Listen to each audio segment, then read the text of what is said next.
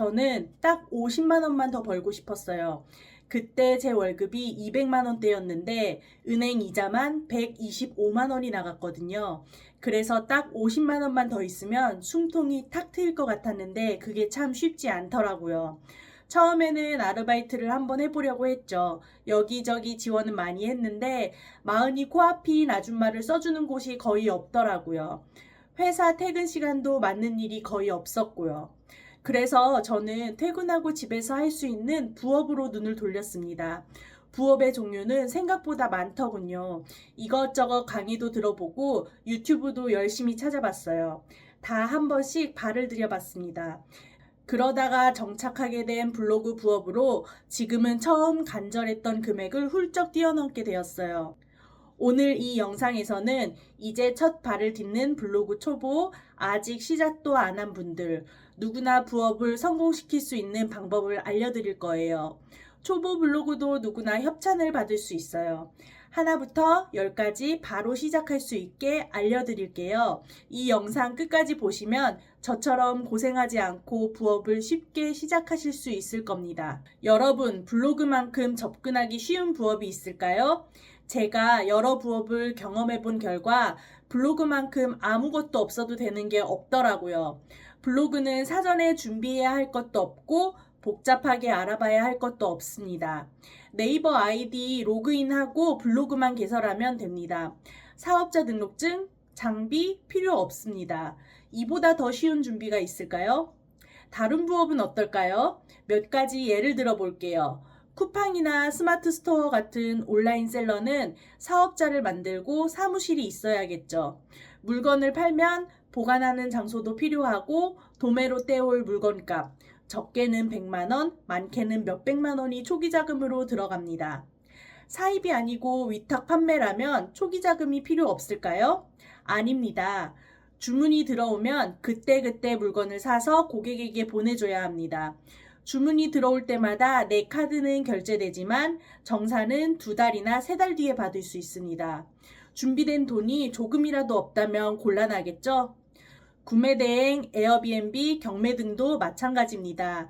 이런 유형은 부업이라기보다는 사업에 가깝죠. 생각보다 공부도 많이 필요하고 큰 금액이 들어가기 때문에 잘 준비해야 합니다. 함부로 접근할 수 없죠. 유튜브는 어떨까요? 제가 일단 유튜브 한다고 조명과 편집 프로그램을 결제했고요. 일주일에 하나를 올리는 걸로 목표를 했는데 시간이 꽤 걸리는 일이더라고요.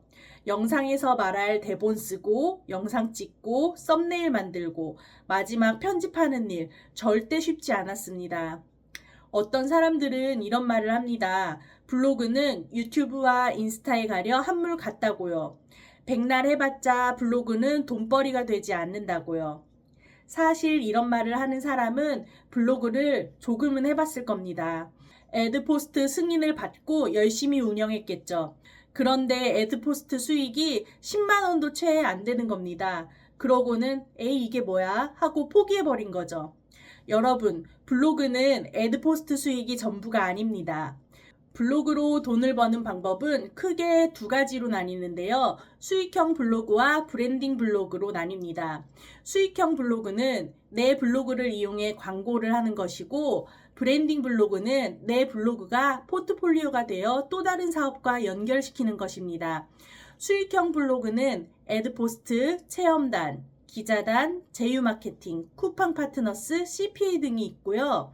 브랜딩 블로그는 전자책, 강의, 블로그 대행, 컨설트, 공동구매, 직접 사업 등이 있습니다. 아, 블로그로 돈 버는 방법이 이렇게나 많았어? 그럼 그거 어떻게 하는 건데? 네, 당연히 처음부터 공동구매니 CPA니 이런 것은 어렵겠죠? 그래서 입문자가 가장 쉽게 수익화할 수 있는 것, 바로 블로그 체험단입니다. 블로그 체험단은 갓 블로그를 시작한 사람도 수익화를 할 수 있습니다. 흔히 블로그 체험단이라고 하면 식당만 생각하기 쉬운데요.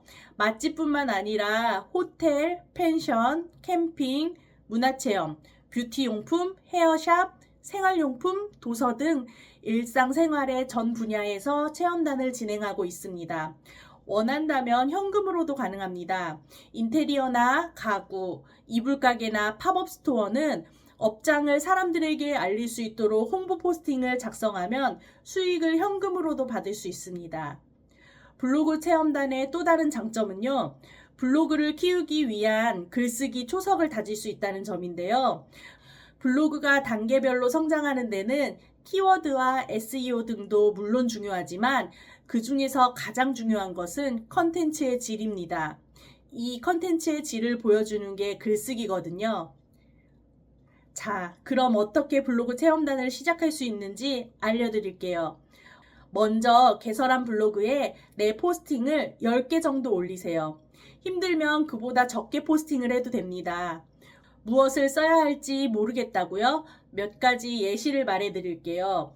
두세 개의 포스팅은 일상 일기글을 올리세요. 구체적으로 오늘 회사에서 있었던 일을 내 책상 사진 또는 출근하는 지하철 사진, 퇴근길 풍경 사진과 함께 글을 쓰세요. 또 두세 개의 포스팅은 주간에 먹었던 배달 음식이나 외식할 때 갔던 식당 글을 올리세요. 식탁 전체 사진과 음식만 찍은 접사를 함께 올리고 음식의 맛, 식당 분위기, 메뉴, 가격, 장소, 소감 등을 올리시면 됩니다. 마지막 두세 개의 포스팅은 내가 소비했던 물건이나 주말에 놀러 갔던 여행지를 포스팅하세요. 아무거나 됩니다. 이것도 예를 들어 보자면 올리브영에서 산 선크림, 이 선크림 질감이나 색을 사진으로 올리고 향이나 발림성 등을 글로 쓰세요. 이렇게 10개의 포스팅을 채우세요. 자, 팁을 드리자면 모든 포스팅은 친구한테 정보를 준다는 생각으로 쓰면 됩니다. 그럼 분명히 누군가가 내 블로그를 검색해서 들어올 겁니다. 그리고 글을 어느 정도 써놨으면 이제 블로그 체험단에 신청하시면 됩니다. 자, 그런데 이제 이런 의문이 들 거예요. 그럼 블로그 체험단은 어디서 어떻게 하는 건데? 여러분, 시중에는 블로그 체험단 정말 많고요.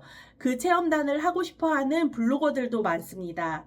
그래서 갓 시작한 초보 블로거는 보다 전략적으로 다가가야 합니다.